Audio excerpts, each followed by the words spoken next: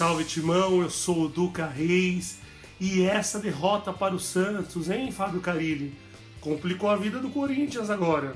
O Corinthians está a 8 pontos do vice-líder Santos e provavelmente a 10 pontos do líder Palmeiras, porque eu não imagino o Palmeiras perder ponto pro Avaí hoje no Allianz Parque. E tirar 10 pontos de um líder e tirar 8 pontos de um vice-líder num campeonato tão equilibrado como é o Brasileirão, fica difícil pensar em título, né, Fábio Carilli? E o Corinthians precisava fazer pontos nesses jogos contra Santos e Cruzeiro. Depois que o Corinthians enfrentou na última semana o Flamengo, jogando aquele futebol de alto nível, pressionando a equipe carioca dentro do Maracanã, chutando 3 bolas na trave e perdendo muitos gols, eu fiquei empolgado. Eu falei, o Corinthians vai enfrentar Cruzeiro e Santos e vai fazer pelo menos uns 4 pontos ali para brigar pelo título. Fez 1 ponto. E assim fica difícil sonhar com o título do Brasileirão. O Corinthians não joga bem fora de casa, tem dificuldades para enfrentar equipes pequenas. O Fábio Carilli já disse que o Corinthians vai melhorar o seu jogo depois da parada da Copa América, mas eu acho que está muito demorado isso, Carilli. Tem que mudar isso aí. Não dá para o Corinthians jogar tão recuado como jogou contra o Santos. Tudo bem, entendi. Você colocou o Ramiro no lugar do... Colocou o Ramiro ali no meio de campo, tudo porque o Bruno Mendes estava jogando improvisado no setor. Isso eu entendi a lógica, foi bem inteligente.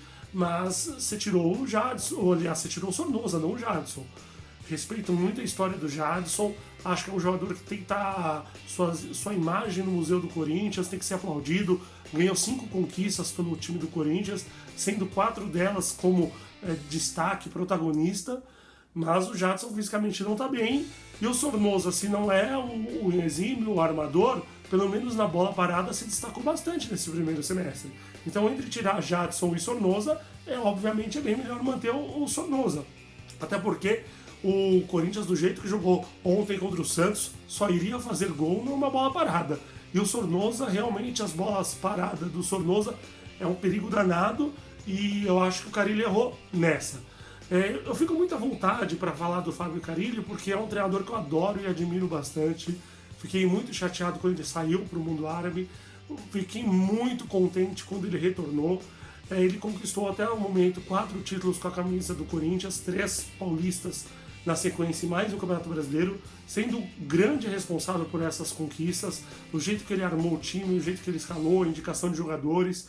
Gosto muito do jeito que o Fábio Carilli trabalha o sistema defensivo. Foi ele que transformou o Fagner num grande marcador. Foi ele que transformou o Felipe hoje no Atlético de Madrid em jogador de futebol. O Fábio Carilli é um excelente treinador, isso ninguém contesta. Mas ele tem cometido alguns errinhos, e por teimosia. Eu acho que enquanto a gente vê outros treinadores rodando o elenco, o Carilli não roda o elenco. Vou dar um exemplo. No ano passado, o Palmeiras ganhou o Campeonato Brasileiro com sobras. O que o Felipão fez quando assumiu o time? Ele dividiu o time em 2, porque ele tinha elenco. O Corinthians não digo que tem o mesmo elenco do Palmeiras, mas os reservas são bons. O Corinthians hoje tem bons jogadores no banco de reservas. Então o Felipão dividiu na ocasião os dois times do Palmeiras, chegou à semifinal da Libertadores e foi campeão brasileiro com sobras. Por quê? Porque os jogadores não estavam desgastados, os jogadores tinham condições de treinar mais e chegaram na reta final com uma condição física e técnica melhor. Assim como o Atlético Paranaense. O Atlético Paranaense chegou da Copa Sul-Americana voando, conquistou esse título sul-americano, porque lá atrás jogou com o time sub-23 no Campeonato Paranaense. Então os jogadores tinham uma reserva física e conseguiram voar na reta final no ano passado. E eu tô com receio do Corinthians no segundo semestre, chegar no mês de novembro, lá embaixo. Porque o Carilli não roda o elenco. O Carilli joga com a mesma formação todos os jogos. Tem necessidade? Não tem. Eu vou dar um exemplo, que eu já venho criticando nessa questão o Carilli no jogo contra o Deportivo Lara. Tinha necessidade do Fagner ter jogado contra o Deportivo Lara? Tinha necessidade do Cássio, do Ralf, do Wagner Love, jogadores mais veteranos? Não tinha necessidade. O Corinthians jamais perderia uma classificação para o Deportivo Lara, mesmo o jogo sendo lá na Venezuela. O Corinthians tinha que ter preservado esses jogadores veteranos. E o Corinthians, o que aconteceu? O Fagner sentiu uma lesão muscular. O Fagner, que até então vinha sendo o melhor jogador da equipe, não enfrentou a equipe do Flamengo. Fez falta, claro, nitidamente fez falta. contra a equipe do Flamengo, e aí o Corinthians foi eliminado pela equipe carioca. Se o Wagner jogasse, o Corinthians iria se classificar? Não sei, mas que teria sido uma peça muito importante numa possível classificação, certamente teria. E aí o que aconteceu? O Wagner Love, de tanta sequência de jogos, desfalcou a equipe contra a equipe do Cruzeiro. Ou seja, no Mineirão, Wagner Love com dores na panturrilha não pôde jogar, e aí o Corinthians acabou empatando em 0-0. Então eu questiono o Carille dessa forma. Vou dar outro exemplo. O Corinthians jogou a final do Campeonato Brasileiro do Paulista contra a equipe do São Paulo. O Corinthians se matou em campo, ganhou o título, jogou bem. Depois, na quarta-feira seguinte, o Corinthians enfrentou a Chapecoense pela Copa do Brasil. O Corinthians também jogando em alto nível, se matando em campo. Aí foi enfrentar o Bahia, obviamente desgastado, depois de 2 decisões. O time sentiu fisicamente e acabou perdendo por 3-2. O Carille, nessa partida, poderia ter jogado com reservas. Era o primeiro jogo do campeonato. Aí, uma semana depois, o Corinthians enfrentou o Vasco em Manaus. O Vasco, na ocasião, vinha sendo o saco de pancadas do Campeonato Brasileiro. Ele estava jogando num campo neutro lá em Manaus, que é um campo que o Vasco não está habituado a jogar. Tinha muita torcida do Corinthians, aí o que o Carille faz? Mesmo sabendo que o Corinthians não jogaria na quarta-feira seguinte, botou um time misto, um time alternativo. Era para ter poupado contra o Bahia e ter jogado com o time titular contra o Vasco. Numa dessas, o Corinthians teria ganhado mais 2 pontos no Campeonato Brasileiro. Então eu acho que o Fábio Carille, que é um grande treinador, é um treinador espetacular, mas tem esse defeito, essa teimosia em insistir com os mesmos jogadores. O Corinthians tem um bom elenco, precisa rodar esse elenco, senão não vai aguentar.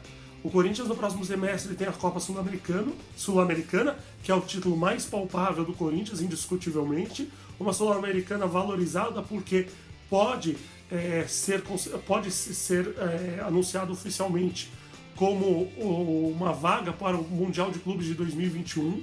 Ainda não é oficial, mas o que dizem nos bastidores da Conmebol, que 2 vagas irão para os vencedores da Copa Sul-Americana e haveria um playoff entre os vencedores de 2017 e 2020. Então é um título importante, que pode valer vaga para um Mundial. Então o Corinthians tem que jogar com força máxima na Sul-Americana. E como o brasileiro agora ficou difícil, acho que ele vai ter que botar um time alternativo. Vou dar um exemplo. O Corinthians está contratando o Gil, o Bruno Mendes, que jogou ontem improvisado, ele não pode jogar Sul-Americana. Então o Carille pode jogar com Manuel e Gil na Sul-Americana e Bruno Mendes e Henrique no Brasileirão. É só um exemplo. Então, porque precisa rodar esse time, senão não vai aguentar na reta final. Então eu acho que depois do resultado de ontem, eu imagino um Corinthians brigando pelo título da Sul-Americana e brigando por uma vaga na Libertadores do Brasileiro. Porque eu acho que em termos de título ficou muito difícil. Agora a gente precisa falar também do árbitro, Wagner do Nascimento Magalhães. Que arbitragem horrível, horrível. Não sabe regra. E eu estou muito curioso para saber o que o Leonardo Gaciba vai fazer com o Wagner do Nascimento Magalhães. O Gaciba, que é o chefe de arbitragem da CBF, tem que tomar alguma providência. Fazer uma reciclagem com esse árbitro, porque ele errou regras e orientações do Código de Arbitragem.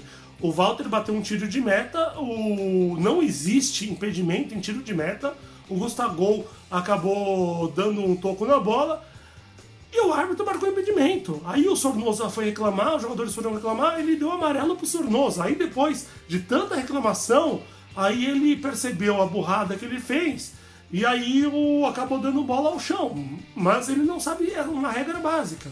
Teve um outro lance que o Danilo Avelar recebeu, que eu achei que estava impedido mesmo, mas o Danilo Avelar recebeu pela ponta, cruzou, o Cleison... Só que aí o que o árbitro fez? O Cleison iria marcar o gol, o árbitro parou o lance, aí o Cleison marcou o gol.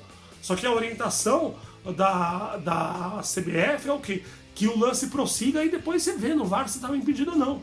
Se o Danilo Avelar não estivesse impedido, e olha que tem muita gente falando que o gol foi legal, eu não entendi dessa forma, mas se realmente o lance estivesse legal, o Corinthians seria prejudicado nesse lance. Então o Wagner do Nascimento Magalhães fez uma partida horrível.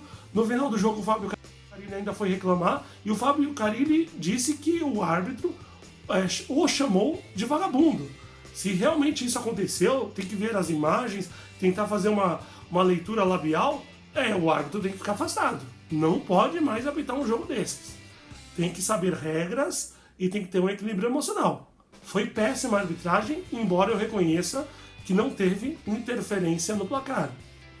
E agora o Corinthians, depois dessa arbitragem horrível, depois dessa derrota, o Corinthians ainda treina hoje, treina amanhã, vai ter um recesso de 10 dias por conta da Copa América. Na verdade, a Copa América vai ter um recesso de um mês, só que o Corinthians vai ter 10 dias de férias, depois vai fazer uma intertemporada, vai fazer 2 amistosos contra o Vila Nova em Goiânia e o Botafogo em Ribeirão Preto, para se preparar para para o próximo semestre, para o Brasileirão e a Sul-Americana. Não sabemos se o Pedrinho e o Vital voltarão da seleção olímpica ou se serão negociados. Muitas propostas, muitos comentários que o Cleison pode ser negociado para o futebol mexicano. Gustavo teria tido uma sondagem do futebol português. O Gil deve retornar, talvez outros reforços chegarão, talvez vejamos um Corinthians diferente no segundo semestre. E para finalizar a minha cornetada aí para cima do Fábio Carille, o André Luiz, jogador que veio da Ponte Preta no início do ano, que praticamente não jogou com o Fábio Carille, e quando jogou tinha funções mais defensivas do que ofensivas, é claro, né? O Carille adora que jogadores que jogam pelas pontas marquem, ajudem os laterais da marcação.